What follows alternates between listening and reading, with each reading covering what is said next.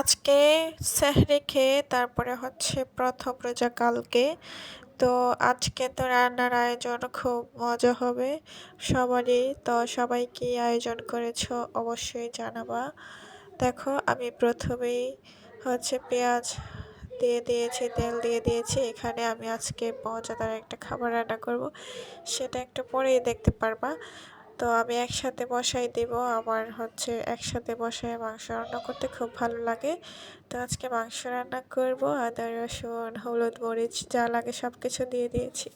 আর কিসের মাংস রান্না করব দেখো, আজকে হচ্ছে বড় একটা হাঁসের মাংস। এটা চীনাই হাঁস, দেখতেই পারতেছো রান্না কত বড় ছিল। হাঁসটা অনেক বড়, প্রায় 2-2.5 কেজির উপরে। তো দেখো এটা আমি মেখে বসাই দিব। তো সব কিছু একসাথে দিয়ে ধুয়ে রেখেছি, সব কিছু একসাথে দিয়ে এখন ম্যারিনেট করতেছি। নাড়াচাড়া করে কতক্ষণ রেখে তারপর বসাই দেবো, রাখবো না, এমনিতেই বসাই দিব, আমি রাখিও না, এত সময় নেই আমার। তো দেখো ভালো করে হাত দিও না, এই চেনি দিয়েই এটা ভালো করে মিশাই এখন বসাই দিতেছি।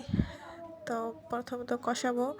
আর প্রথম রমজান, সবাইকে অনেক অনেক শুভেচ্ছা। সবাই আমার জন্য দোয়া করবা, তোমাদের জন্য অনেক অনেক দোয়া। প্রথম রমজান, অনেক আমল টামল করতে হবে, রোজার মাসটা একটু অন্যরকমভাবেই চলতে হবে। কাজ টাজ কমিয়ে একটু আমলটা বেশি করতে হবে। তো আমি আজকে থেকে আলহামদুলিল্লাহ কোরআন শরীফ পড়া শুরু করেছি। তো দেখো আমার মাংসটা অলরেডি কষানো শেষ, তেল ভেসে এসেছে, দেখতেই পারতেছে কতটা সুন্দর লাগতেছে এই মুহূর্তে, কতটা লোভনীয়। এখনই খাওয়া যাবে এরকম।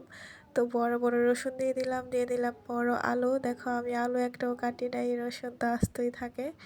একটা আলু কাটি নাই, বড় বড় আলু দিয়ে দিয়েছি।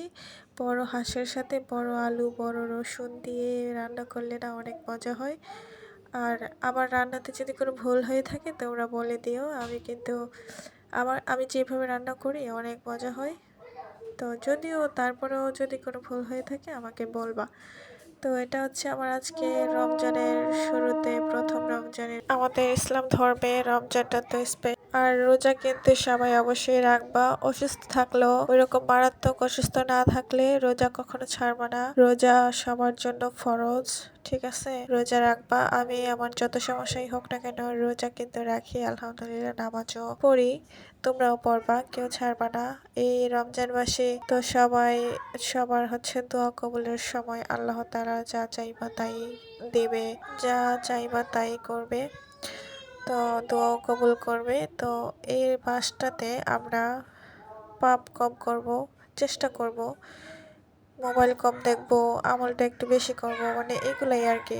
এখন তো ঘরে ঘরে ফোন, ঘরের ভিতরেই মানুষ বসে বসে ফোনের মধ্যে নাচ গান দেখে একদম গুনাহ বেড়ে গেছে, এরকম একটা অবস্থা।